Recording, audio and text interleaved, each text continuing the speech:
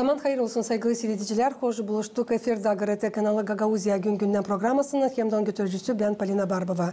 Bugün bizde stüdyoda bulunur Türksoy Dariye Başkanı hem de historia bilgilerinde doktor Sayın Çavit Mevsum Lu. Zaman hayır olsun size. Pahalı misafirim de çok sağ olun. Hani bakmadan sizin sıkı grafinize geldiniz Gagauzya katılma dini konferansiye. Hep kadar bulduğunuz vakitte katılırsınız Gagauzya gün-günden programmasına. Merhabalar, ben de Uluslararası Türk Kültürü Teşkilatı Türksoy Genel Sekreterimiz Sayın Sultan Rayev adına öncelikle sizlere, sizin ekibinize ve sizin televizyon vasıtasıyla bütün Gagauz halkına selamlarımızı iletmek istiyoruz. Biz teşekkür ediyoruz ki bizleri kendi faaliyetlerimizi anlatmak üzere programınıza misafir ettiniz. Sevgili seyirciler, bir kısa aralıktan sonra biz gene buluşacağız. Bu stüdyoda kalın bizimle.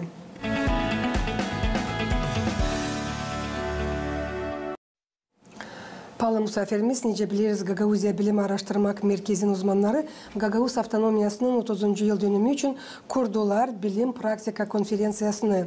Toplantı geçti Kirsova köyünde. Pay alanlar akıllarına getirdiler dataları, angları yönemli avtonomi için. 2 gün sıradan Gagauzya'da geçir konferansiya nerede pay aldınız siz de Türksoy kurumun bağlantı uğrunda bölümün başı gibi. İlkten teklif edelim, seyredelim süjeti. Nasıl bu konferansiya geçir Gagauzya'da ondan sonra ilerleyeceğiz konumuzu.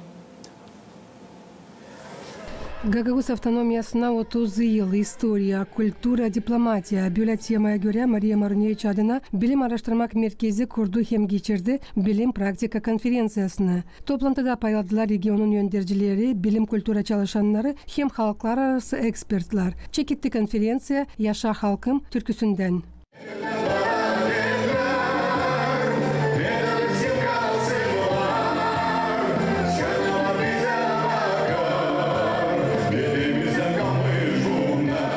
Gagauzya Başkanı Evgeniy Agutsul çizgiledi avtonomiyanın bilim ortamının büyük rolünü Gagauz halkın historiasının öğrenmesinde. Hep öyle okutladı katılanları avtonomiyanın 30. yıl dönümünden. Закон Республики Молдова об особом правом статусе АТО Гагаузия. Moldova devletin kanunu Gagauzya'nın baş kanunu için oldu fundament gibi korumak için Gagauz halkını sosyal ekonomikanın ilerlemesinde. Bizim için Gagauzlar için bu değil sadece kanun ama bizim historiamızın simvolu sayılır.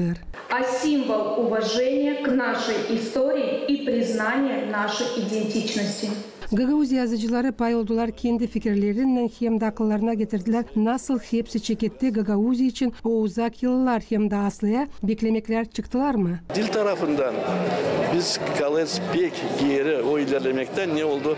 Ekonomikada hem de bizim yaşayış yaşayış tarafından. Ben sanırım hani bile geri kalmak, dil geri kalır, sosyal problemlerden dil geri kalır, politika tarafından. Ben sanırım hani bunu sadece bir isbalkomun uğrunda yokça olsun. Bundan lazım tutulsun. Her bir Gagauz hangisi görüyor kendi yaşamasını burada lazım. Her bir ana, her bir baba, her bir babu diyado tutulsunlar da uşaklara bu dilimizi bizim versinler. Uşaklar da onu götürsünler ileri doğru. Geçer büyük bir güzel merpiyatı bizim Gagauzya'da. Onu kazandı bizim halkımız. Daha 90. yıllarda açan onlar korudular halkı. Onlar korudular dilimizi hem de bugünkü günden yetiştirdiler bizim ana dilimizi. Hangisi sanırım hani yaşayacak dileç. Hem halk da kaybetmeyecek bir zaman böyle güzel merpiyatlar yaparken Gagauzya'da hem halk da beraber olduğundan birlikte o zaman biz her yerde göstereceğiz kendimizi hem de halk bildirilecek milletlere. Kutlarım Gagauzya'da yaşayanları 30. yıl dönümünden Gagauz Avtonomiyası'nın kurulmasından. Bugünkü gün 30 yıl Gagauz Avtonomiyanın dönümüne ben Gagauzlara deni pek önemli. Niçin deni 30 yılın içinde çok işler yapıldı bu toprakta. Hem kültürada hem avtonomiyanın içinde hem öğrenmek tarafında okullarda çok ilerledi hem Gagavuz dili. İsterim söylemen yer Gagavuz avtonomiyası olmar dil biliniyorsa yaşamak dönceydi. Ama biz göreyiz çok taraftan iyi işler olunur. Aynı Gagavuz dili kaybedilmesin, yaşasın Gagavuzlar, Gagavuzluk ruh yaşasın. Sanırım hani ileri doğru da olarsa da bizim insanda birlik değil sadece Gagavuz avtonomiyasına ama dünyada da birlik, usluluk. Sanırım hani biz lazım tutalım bu avtonomiyi yelde, kaçırmayalım. Hani yaşasın Gagavuzlar. Gagavuz'da yaşayanlar avtonomiyanın 30. yıl dönümünü kutladılar misafirler. Депутатом в 1994 году я участвовал и в подготовке, и обсуждении, и принятии закона об особом правовом статусе Гагаузии. И вот сегодня... Moldova devletin parlamentin deputatların arasında 1994 yılda ben pay aldım Gagavuzya Başkanı'nın hazırlanmasında hem de kanunun kabul etmesinde. Dati o şimdi biz nişanlarız 30 yılını. Он воплотился достойно. Мы видим, ощущаем и приветствуем жизнь и деятельность гагаузской автономии. Это событие, которое произошло 30 лет назад, в значительной степени дало возможность и дало толчок. Olay yangısı geçti 30 yıl geri verdi kolaylık anlaşmaklara hem olsun dini usluluk devlette. Bu örnek başka devletlere ne canlaşıp var nasıl çözme en zor soruşları memlekette. Как путем диалога, путем нахождения компромиссов можно решить все самые сложные и самые критические проблемы в нашей стране. Forumun içinde geçtiği iki plenar oturuşları da toplantıların süresinde söz tuttular. Ekspertler, bilim adamları hem politikacılar. Sağ olsun benim kolegalarım dün bulundular. Bu konferansiyada yazdılar teksti, yaptılar montaj. Da bizim oldu kolay mı sizinle seyretme hem de getirme aklımıza nasıl geçti konferansiyanın yıl günü. Söylesiniz 30 yılın içinde nice kuruldular, bağlantılar sizin kurumun hem de avtonomiyanın aralarında. Öncelikle tabii ki bizi Gagavuz yerinin kuruluşunun 30. yıl dönümü münasebetiyle düzenlenen bu bilimsel pratik foruma, sempozyuma davet ettikleri için tabii Genel Sekreterliğimiz tarafından çok teşekkür etmek istiyorum. Bizim de borcumuz davet edilen kardeşlerimizin davet ettiği yerde iştirak etmek, onlara destek vermektir. Forum özellikle söyleyeyim ki bu sempozyum çok başarılı bir şekilde geçti. Ben 2 gündür bu sempozyumda hepsine katıldım. Hem açılış töreninde, de Sayın Genel Sekreterimiz Sultan Raev'in selamlama konuşmalarını yapıp saygı ve selamlarını katılımcılara ilettim. Ve tabii ki bugün de oturumlarla devam etti. Farklı o 3 oturumda politika, kültür ve eğitim oturumlar oldu. Ben bunun kültür oturumunda iştirak ettim. Ve sağ olsunlar orada da bize yönetim kurulu rica ettiler. Biz de oturuma moderatörlük yaptık, oturum başkanlığı yaptık. Birbirinden çok güzel konular ele alındı. Özellikle Gagavuz halkının dili, tarihi, örfü, geleneği, kültürü, edebiyatı, kültür alanında yapmış oldukları çalışmaları, hepsi bunlar çok güzel bir şekilde farklı araştırmacılar tarafından, bilim adamları tarafından katılımcılara anlatıldı. Bunlar birer güzel bir çalışmadır ve ben düşünüyorum ki bunları ilerleyen zamanda makale şeklinde toparlayıp bir kitap şeklinde yayımlanmakta fayda olur. Çünkü çok kıymetli bilgiler verdiler. Biz de faydalanmış olduk bu bilgilerden. Tekrardan bilgilerimizi tazeledik, bilmediklerimizi de öğrenmiş olduk. Bu türlü bilimsel etkinliklerin yapılmasını ilerleyen zamanda da artırılmasını temenni ederim. Çünkü bunlar bizleri bir araya getirmeye, öncelikle bilim camiasını bir araya getirmekte yardımcı oluyor. Daha sonra ise bilmediklerimizi öğrenmeye yardımcı oluyor. Ve aynı zamanda da bunlar sözde değil, lafta değil, yazıda birikiyor ve kitap halinde ilerleyen zamanda gelecek kuşaklara, yani genç nesillerimizin okumasına, öğrenmesine yardımcı oluyor. Az önce dediğiniz gibi kültürel mirasımızı bu şekilde korumuş oluyoruz. Ve ayrıca sorunun ikinci kısmında bizim teşkilatın Gagauzya'dan, yani Gagauz yerinden olan irtibatlarından sordunuz. Şimdi bizim Uluslararası Türk Kültürü Teşkilatı bir yaş daha büyüktür Gagauz yerinden. Biz geçen sene 30. yıl dönümünü kutlamış olduk. Şimdi biliyorsunuz Sovyetler Birliği dağıldıktan sonra yaranan bağımsız devletler, özellikle Türk devletleri bir araya gelip kendi kültür teşkilatını kurmuş oldular. Ve bu kültür teşkilatını kurduktan sonra da bunların üyeleri vardır. 6 ülke, Türkiye, Azerbaycan, Kazakistan, Kırgızistan, Özbekistan ve Türkmenistan. Ve aynı zamanda da gözlemci üye ülkelerimiz vardır. Onlar genelde Rusya Federasyonu'na dahil olan özerk bölgeler ve diğer taraftan da Kuzey Kıbrıs Türk Cumhuriyeti ve Moldova Cumhuriyeti'nde yerleşen Gagauz yeri bölgesidir. Gagauz yeri artık uluslararası platformada temsil olunuyor yıllardır zaten. Ve bunlardan birisi de bizim teşkilatımızdır, Türksoy'dur. Biz bütün kültürel alanda faaliyetlerimizi hepsinde hemen hemen hiçbir zaman Türk topluluklarından olan kardeşlerimizi ihmal etmedik. En azından ben çalıştığım yıllar döneminde şahsi tecrübemden çıkarak bunu söylüyorum. Hatta yıldan geliştirdik. Ve bu Türk toplulukları arasında da Gagauz halkı her zaman en üst düzeyde temsil olundu. Bizim daimi konseylerimiz gerçekleştiriyor. Kültür Bakanlıklarının yapmış oldukları her sene toplantılarımız oluyor. Kültür başkentlerinde, Türk dünyasının kültür başkentini ilan ediyoruz her sene bir şehri. Burada yine de Gagauz yeri özerk bölge olsa da Kültür Bakanlığı düzeyinde temsil olunuyor.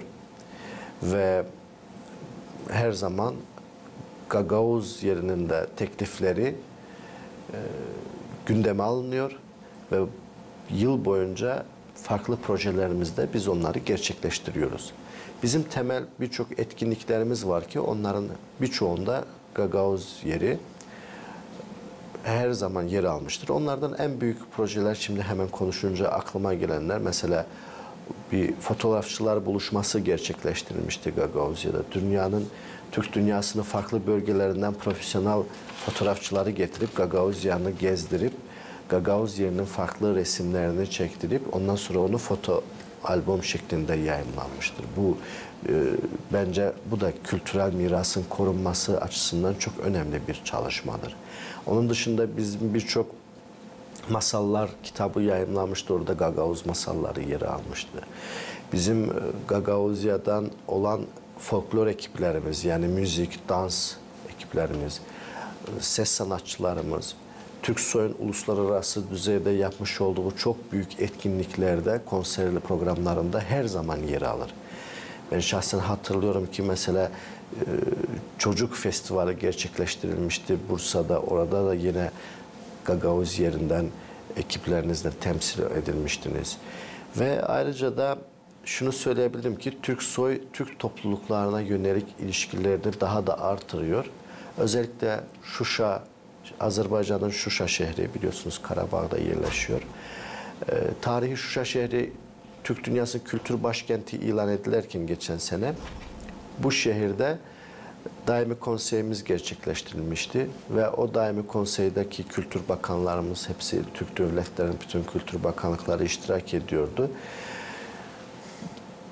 Hepsi birçok kararlar kabul ettiler. Kararlardan birisi de bizim de genel sekreterliğimizin özellikle Sayın Sultan Rayev'in teklifi üzerine kurumumuzda Türk topluluklarıyla faaliyet yürütecek, ilişkileri yürütecek ayrı bir dairenin, yani departamentin kurulmasına teklifte bulunmuştu ve bu da daimi konsey tarafından kabul edilmişti. Şimdi bir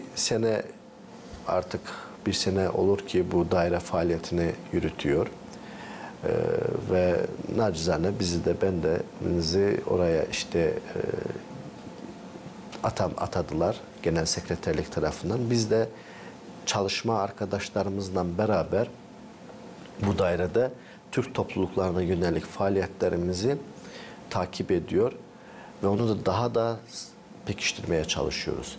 Bu etkinliklerimizin içerisinde de tabii ki Gagavuz yeri özel bir yer alıyor. Biz artık birçok etkinliklerimizi gerçekleştirmişiz. Bundan sonra da gerçekleştirmeye devam edeceğiz. Sayın Çevik, Türkiye hem Gagavuzya aralarında sıkı bağlantılar çok yılların süresinde kuruldular. Bugün de sizin devletiniz hem kurumunuz destek olur bizim halkımıza. Bulunan konferansta çok bilim adamları hem tarihçiler söz tuttular. Sizin bakışınıza göre avtonomiya bu 30 yılın içinde ilerler mi halk gibi, korunur mu adetleri? Çünkü önce programı yazınca öğrendim sizden, hani siz ilk defa bulunursunuz Gagavuzya'da. Evet, doğrudur. Ben aşağı yukarı yani 5-6 defa olur artık Moldova Cumhuriyeti'ne seferim ve bu seferler esnasında da her zaman Gagavuz yerini ziyaret ettim. Bazılarında da sırf Gagavuz yerinde olan etkinliklere katıldım. Hatta projeler de yürüttüm. Hatırlıyorum ki geçen senelerde biz Dimitri Karaçoban, o büyük mübarek bir insanın jubileyinin anma etkinliğini yapmıştık. Müzecilerden beraber müze paneli yaptık. Onun adına armağan ettik ve bu vesileyle de Türk dünyasının farklı yerlerinden olan müze müdürlerini hem Gagavuz yerini görme fırsatı kazandılar, hem Beşalma'da yerleşen ilk Gagavuz Müzesi'ni ziyaret etmeye fırsatı kazandılar. Aynı zamanda da güzel Gagavuz halkıyla temas kurmaya fırsatını kazandılar ki çok da memnun döndüler. Bizim tabii ki faaliyetlerimizde sadece Türkiye demeyeyim, bütün Türk dünyası diyeyim. Türk dünyasında yerleşen ülkeler, onların hepsinin Gagavuz kardeşlerinin varlığından farkındalar ve Gagavuz halkına her zaman desteklerini sağlamaya hazırdılar ve yapıyorlar. Örneğin ben burada bir kültür merkezi mi yoksa Azerbaycan tarafından inşa edildiğini, yapıldığının bir köyde mi, kasabada olması lazım. Veya isterse Komrat'ta Türkiye'nin yapmış olduğu birçok okullar, statlar vesaireler ve bu işbirliklerini artırmak lazımdır. Bunu tabii ki bunun sosyal, ekonomi açısından çok büyük faydaları olur. Ama ben kültür teşkilatında çalışan birisi olarak kültür boyutunu anlatırsamsa tabii ki kültür boyutunda da çok büyük bir işler yapılmasında ihtiyacı var, görülüyor ve bizim kurumumuz da bunlara vesile olmaya çalışıyor. Bu gayretlerdeyiz, bulunmaktayız ve bence çok da büyük işler yapmaya başarıyoruz. Bundan sonra da yapmaya çalışacağız. Bizim her şeyden önce Türk devletleri kendi birbirlerini, kardeşlerini öğrenmesine ihtiyacı var. Yani bir Gagavuz'u Türkiye'de çok iyi bilmeleri lazım. Bir Gagavuz'u Azerbaycan'da, Kazakistan'da, Kırgızistan'da mesela ben yine o bir etkinlik kapsamında Kırgızistan'dan gelen çok güzel bir büyüğümüz, müze müdürü Murat abimiz vardı. O gelip burada ilk geldiğinde onu çok ilgisini çekmişti ki Komrat ismi. Çünkü Komrat isminde şehirler, yerleşim yerlerinin isimleri Kırgızistan'da da var. Aynı şekilde Özbekistan'da, Kazakistan'da. Yani bu ne kadar güzeldir. Bizim bir coğrafya, büyük bir coğrafya var ve biz birçoklarına aynı isimleri paylaşıyoruz. Bu bizi mutlu ediyor. Bu bizim tarihi köklerimizin bir olduğunu, kültürümüzün bir yerden kaynadığını, menbaasının bir yerden olduğunu bir daha göstergesidir. Benim fikrimce Gagavuz halkı kendi kültürünün yaşatılmasında çok büyük bir çaba harcıyor. İster bu Gagavuz yeri yönetimi olsun, ister halk olarak bugün sokaklarımızda gezerken Gagavuzca konuşan gençlerimizi görünce Yani bunu Azerbaycan Türkü de anlar, Türkiye Türkü de anlar. Bize hiçbir çevirmen, dilmanca gerek de yok. Ve daha da ötesine giderken beraber bir ekmek, tuz ekmeği böldüğümüzde, birbirimizin evine girdiğimizde, bir aile olduğumuzda ne kadar kültürümüzün, medeniyetimizin bir olduğunun farkına varıyor ve ta bu Balkanlardan, Anadolu'dan, Kafkaslardan, uzak Sibirya'dan olan bütün Türkistan'dan bir coğrafyada bizim bir olduğumuzun farkına varıyoruz. Aynı kültürü, aynı dili paylaşıyoruz. Doğru söylediniz. Türksoy Kurumu yardımcı olur ilerletme dini Gagavuz kulturasını hem de tiparlama kağıtları, çizgi filmlerini çıkarma Gagavuz diline hem de çevirmeye. İleri doğru bu yardım Türksoy Kurumu'ndan olacak mı bizim Gagavuz halkımıza söyleseniz? Tabii ki biz zaten Türksoy'un, Uluslararası Türk Kültür Teşkilatı Türksoy'un kurulma amacı budur. Kurulma amacı Türk dünyasının kültürünün yaşatılması, onun gelecek kuşaklara aktarılması,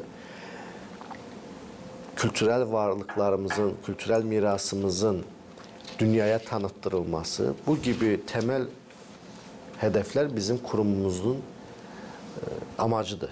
Yani faaliyet gösterdiği alanlardır zaten.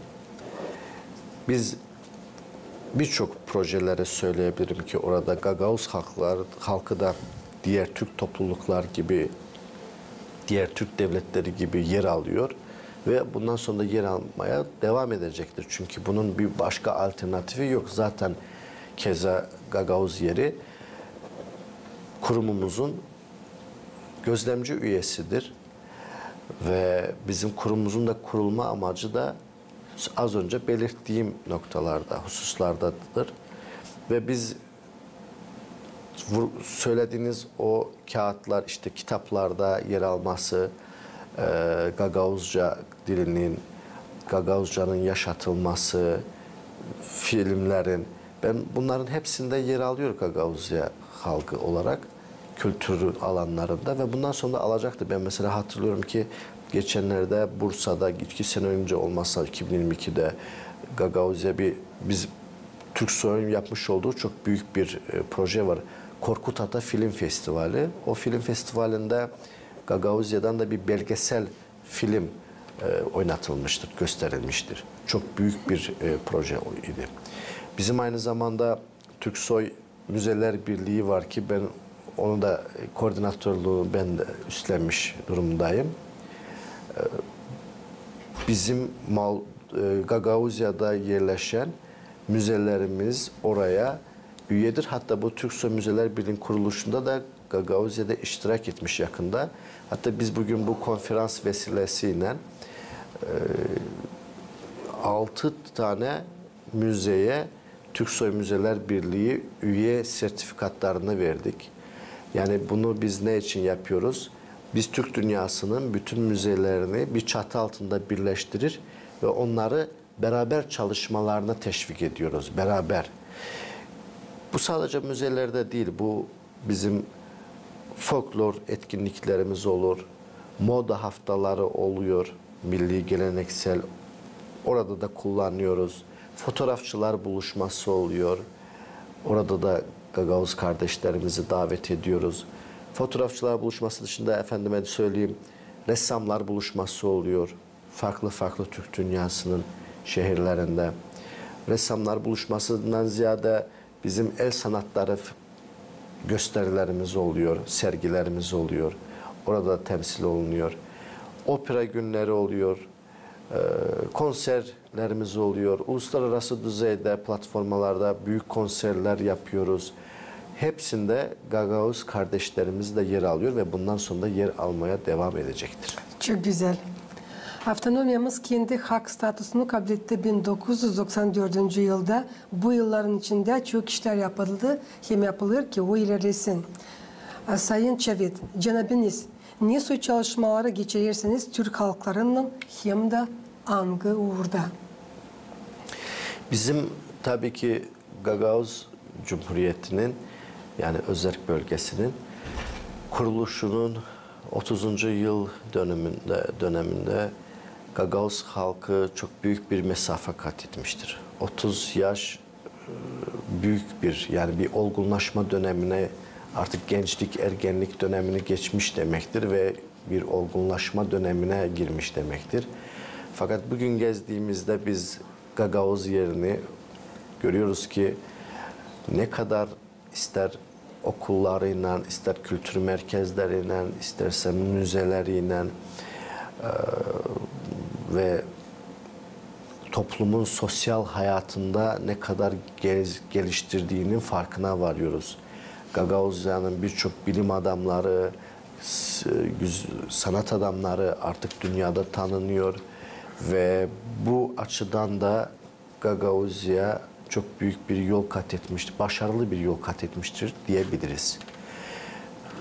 Umarım ki temennimiz budur ki bundan sonra da nice yıllarda biz yine buluşalım ve Gagavuz halkı gün günden her zaman gelişsin, inkişaf etsin. Türk dünyası da her zaman Gagavuz halkının yanında yer alacaktır. Sayın Çevit, hem de sizin bir var kolayınız kutlayasınız Gagavuzya'nın yaşayanlarını. Çünkü kaldı 5 gün açan Gagavuz halkı bakacak bir önemli yortuyu Gagavuz Avtonomya'nın 30. yıl dönümünü. Evet. Bildiğim kadarıyla 23 Aralık'ta Gagavuz halkı Gagavuz yerinin kuruluşunun 30. yıl dönümünü kutlayacaktır. Ben fırsattan istifade ederek yine de Uluslararası Türk Kültürü Teşkilatı Türksoy Genel Sekreteri Sultan Rayev adına bütün Gagavuz halkını bu jubiley münasebetiyle tebrik etmek istiyorum. Gün o günler olsun ki biz hep beraber olak, Allah-u Teala birlik beraberliğimizi bozmasın. Her zaman Gagavuz halkı huzur içinde yaşasın, mutluluk içinde yaşasın ve o gün olsun ki biz onun 40. 50. 60. ve daha nice jubileylerini kutlayalım. Ve her zaman da böyle güzel etkinliklerde bir araya gelelim. 30. yıl kuruluş yıl dönümünüz kutlu olsun aziz Gagavuz halkı. Sağ olun, var olun. Bütün Türk dünyasının halkları her bir iş için, her bir yardım için hangisini biz kabul ederiz çok yılların süresinde. Teşekkür ederim ben de efendim. Saygılı seyredicilerim, Gagavuzya'nın yaşayanlar, Gagavuzya gün günden programması yaklaştı sonuna. Tabi sistem getirmesin aklınıza. Aynı bugün bizde stüdyoda bulundu. İstoriya bilgilerinde Doktor Türksoy Darya Başkanı Çevit Mevsüm Blö. Ben size söyleyeyim, kalın sağlıcakla, gelen kol vermelerden kalın KRT kanalında.